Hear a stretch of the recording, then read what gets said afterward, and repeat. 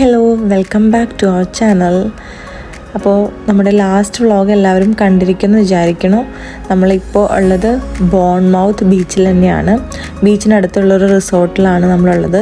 ഇന്ന് നമ്മൾ വെക്കേറ്റ് ചെയ്യാണ്. ഞാൻ ലാസ്റ്റ് വ്ളോഗിൽ പറഞ്ഞിരുന്നല്ലോ നമ്മളൊരു സ്റ്റേക്കേഷന് വേണ്ടി വന്നിരിക്കുകയാണെന്നുള്ളത്.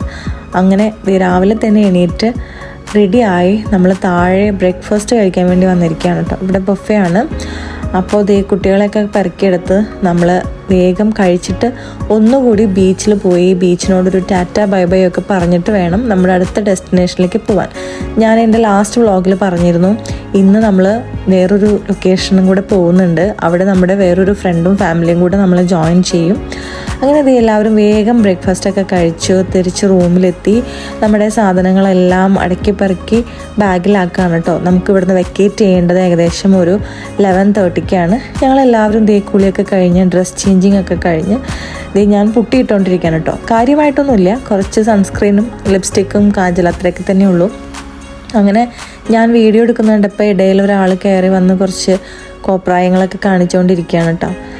അപ്പോൾ അത്യാവശ്യം ഇന്നലത്തെ ബീച്ചിൽ പോവലും കുളിയും കളികളൊക്കെ ആയതുകൊണ്ട് നല്ല രീതിയിൽ ഫേസിൽ ടാൻ വന്നിട്ടുണ്ട്. ഞാൻ കുറച്ച് നേരം എന്നെ തന്നെ ഇങ്ങനെ നോക്കി നിൽക്കുമായിരുന്നു.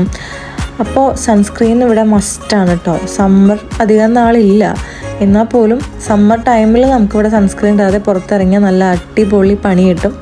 അങ്ങനെ ഞാൻ നേരത്തെ പറഞ്ഞതുപോലെ നമ്മൾ ബീച്ചിലേക്ക് ഇറങ്ങാണ് ഒന്നുകൂടി ഒരു ടാറ്റ ബൈ ബൈ പറയാൻ വേണ്ടിയിട്ട്. അപ്പോൾ ഇന്നലെ നമ്മൾ വന്നപ്പോൾ ഈവനിങ് ടൈം ആയതുകൊണ്ട് അത്യാവശ്യം ചെറിയ രീതിയിലൊരു തണുപ്പൊക്കെ ഉണ്ടായിരുന്നു. പക്ഷേ ഇന്ന് നല്ല ഉച്ച സമയത്താണ് പോയത്. നല്ല വെതറായിരുന്നു കേട്ടോ. നമ്മൾ ഇപ്പോൾ ചെക്ക് ഔട്ട് ചെയ്യാൻ പോവാണ്. നമ്മുടെ ലഗേജസ് എല്ലാം എടുത്ത് നമ്മൾ തിരിച്ച് പോവായിട്ടാണ്. അപ്പോൾ ഇന്ന് അത്യാവശ്യം നല്ലൊരു വെതറാണ്. നമ്മളിനി അടുത്തത് പോകുന്നത് പോൾട്ടൻസ് പാർക്കിലേക്കാണ് കേട്ടോ. ഇവിടെ നിന്ന് ഒരു 30 മിനിറ്റ്സ് ഡ്രൈവ് ചെയ്തിട്ടുണ്ടെങ്കിൽ പെപ്പാ പിഗിൻ്റെ ഡിഫറെൻറ്റ് ആനിമേഷൻസും ഒരുപാട് കുട്ടികൾക്ക് കളിക്കാനുള്ള റൈഡ്സും ഏകദേശം ഒരു 70+ റൈഡ്സ് തന്നെയാണ് ഈ പോൾട്ടൻസ് പാർക്കിലുള്ളത്. അത്യാവശ്യം ഒരു 4 വയസ്സ് മുതലുള്ള കുട്ടികൾക്ക് ഒരുവിധം ഒട്ടുമിക്ക റൈഡുകളിൽ ഇവിടെ കയറാട്ടോ. അങ്ങനെ ഞങ്ങൾ പോൾട്ടൻസ് പാർക്കിലേക്ക് എത്തി. ഇതൊരു അടിപൊളി എക്സ്പീരിയൻസ് ആയിരുന്നു. കുട്ടികളെ കൊണ്ട് പോകാത്തവരുണ്ടെങ്കിൽ തീർച്ചയായിട്ടും പോൾട്ടൻസ് പാർക്ക് വിസിറ്റ് ചെയ്യണം കേട്ടോ. പെപ്പാ പിഗിൻ്റെ ഒരു വേൾഡ് തന്നെയാണ്. പെപ്പാ പിഗിൻ്റെ ആ ഒരു കാർട്ടൂൺ അല്ലെങ്കിൽ ആനിമേഷനിലുള്ള ഡിഫറെൻറ്റ് ടൈപ്സ് ഓഫ് ടോയ്സും അതുപോലെ എന്തൊക്കെ വേണം അവർക്ക്, ഫുഡായാലും കുട്ടികളുടെ മേക്കപ്പ് ഐറ്റംസ് ആയാലും ഡ്രസ്സായാലും ആക്സസറീസ് ആയാലും ഒക്കെ പെപ്പാ പിഗിൻ്റെ തീമിലുള്ള ഇഷ്ടം പോലെ ടോയ്സാണ് ഇവിടെ ഉള്ളത് കേട്ടോ. അപ്പോൾ കുട്ടികളെയൊക്കെ കൊണ്ടുപോയാൽ നല്ല അടിപൊളി പണി കിട്ടും. എല്ലാം അവർക്ക് ഇഷ്ടപ്പെടുന്ന സാധനങ്ങളാണ്.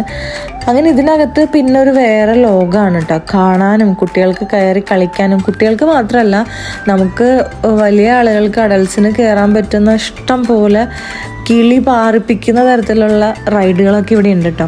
അപ്പോൾ ഞങ്ങൾ ആദ്യം കുട്ടികളുടെ കുഞ്ഞു റൈഡുകളിലൊക്കെ കയറ്റി, പിന്നെ നമ്മളും ഓരോ റൈഡിൽ കയറി എൻജോയ് ചെയ്യാൻ തുടങ്ങി.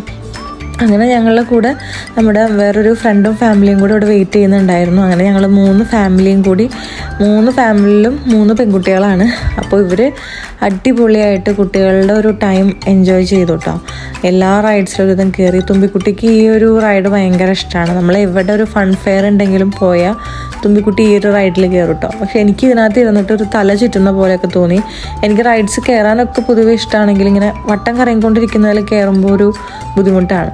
അങ്ങനെ പെപ്പാ പിഗിൻ്റെ ഒരു വേൾഡിലേക്ക് തന്നെ നമ്മൾ കടക്കുകയാണ് കേട്ടോ. നമ്മൾ ആ ഒരു പെപ്പാ പിഗ് കാർട്ടൂണിൽ കാണുന്ന ഒരുവിധം എല്ലാ റൈഡ്സും ടോയ്സും കാര്യങ്ങളൊക്കെ ഇവിടെ ഉണ്ട്. പെപ്പയുടെ തന്നെ കുറേ ഫിഗേഴ്സ് ഉണ്ടാക്കി വെച്ചിട്ടുണ്ട്. അപ്പോൾ കുട്ടികൾക്കൊക്കെ അവിടെ പോയി നിന്ന് അതിനോടൊപ്പം നിന്ന് ഫോട്ടോസും വീഡിയോസൊക്കെ എടുക്കാനുള്ള ഓപ്ഷനും ഉണ്ട്. ഇതിനകത്ത് കയറി കഴിഞ്ഞാൽ റൈഡ്സിൽ കയറാൻ വേറെ എക്സ്ട്രാ പേയ്മെൻ്റ് ഒന്നും ഇല്ല കേട്ടോ. നമ്മൾ ആ കയറുമ്പോൾ എടുക്കുന്ന ഒരു പേയ്മെൻറ്റ് തന്നെയാണ് ഉള്ളത്.